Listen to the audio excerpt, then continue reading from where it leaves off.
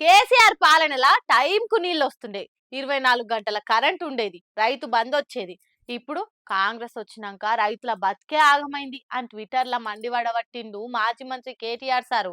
మళ్ళా ముచ్చటేందో పురాగాడుచుకుందాం పాండ్రి. తెలంగాణలో వ్యవసాయానికి తెగులు పట్టిందని అంటున్నాడు మాజీ మంత్రి కేటీఆర్ సారు.